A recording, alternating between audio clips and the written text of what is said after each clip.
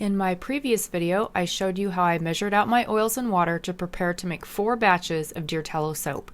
This is Jamie at Soap Authority, and in this video, I'll be making the first batch using the drop swirl technique. I'll post the recipe below if you want to try this yourself.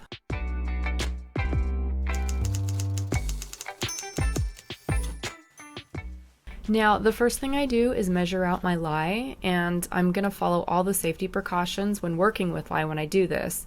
And I don't measure out my lye ahead of time because it absorbs moisture from the air and can get cakey, and that makes it harder to pour out of my mason jar.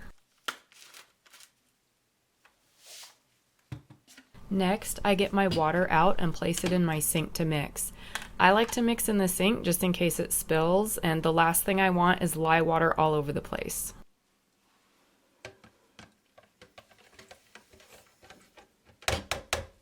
Now, I like to stir my lye solution until the water turns clear, then I can see if all of the lye is dissolved. To keep a white, cloudy, and slightly crusty film from forming on the top of my lye water, I place a lid over the top just to keep the air exposure to a minimum. The next step is mixing my mica colors into olive oil so that I don't get little micro lumps of color in my finished soap bars.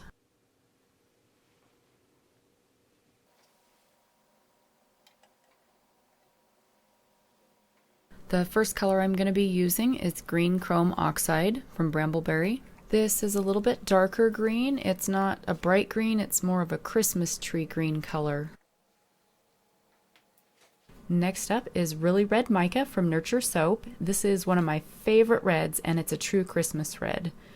A little bit of this mica goes a long way, and if you use it as instructed, it's not going to give you red bubbles or stain things like your washcloth when you use your soap. What I'm going to do now is add a little bit of red vibrance mica. Red vibrance is more of a red wine color, and I'm using it to tone down the red just a little bit. I'm going for an apple red that's going to go with my fragrance oil that I'll show you in just a second. Now I'm just going to use my mini mixer to push the mica down under the oil. I do this before I mix it because I've noticed that if I try and mix it while it's floating on top, it just sends a big puff of mica all over the place. So I'm just going to give it a zip after I push it down under, and I'll get these all mixed up.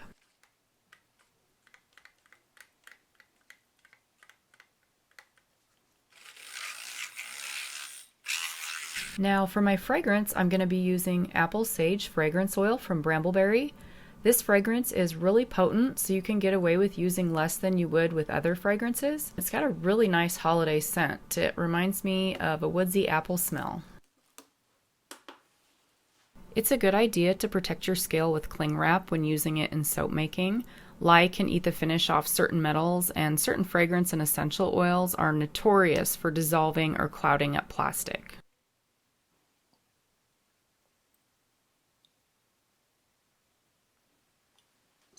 Now that I've warmed my oils in the microwave, I've let them cool down to about 105 degrees. Since this recipe has deer tallow, which has a high melt point, I need to make the soap at a warmer temperature. The tallow will otherwise start to solidify if it gets any colder, and that can give me a false trace. My lye is slightly warmer at about 108 degrees.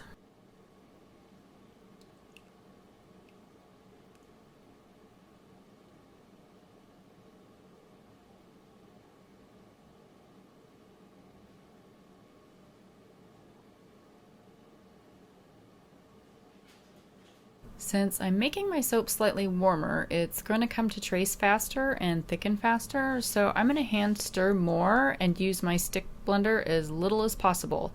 What I'm hoping to have is a nice fluid batter that will stay fluid just long enough for me to color my soap and then have time to drop swirl it into my mold before it starts to get too thick.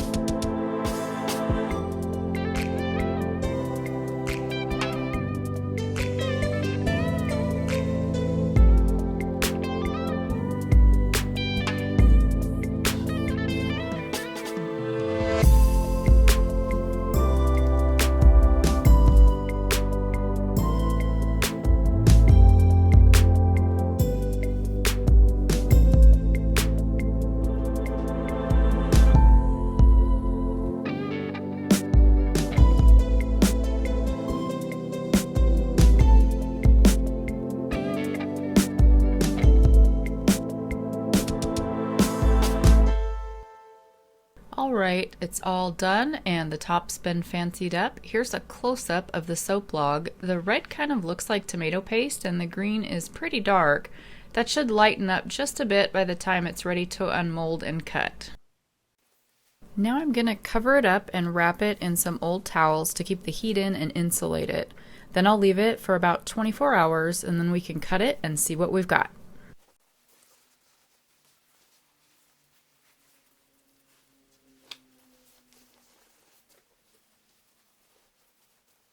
Alright, here we go. It's been about 24 hours and I've unmolded my apple sage deer tallow soap. Let's cut it open and see how that drop swirl turned out.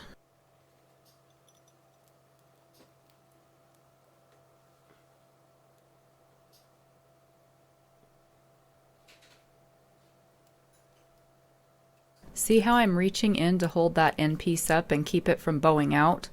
If I don't do that, sometimes it'll break off and ruin the nice edge on the bar next to it. It's kind of like when you go and cut cheddar cheese and it just chunks off at the bottom when you pull the knife away. It's not really a big deal, it just looks kind of dumb.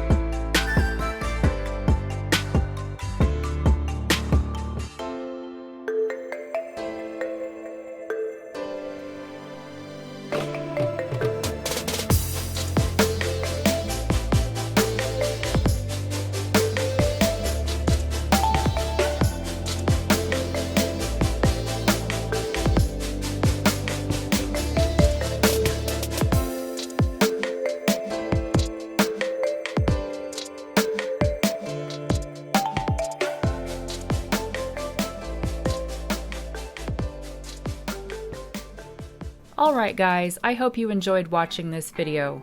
Coming up soon is another batch of deer tallow soap using the hanger swirl technique. See you next time!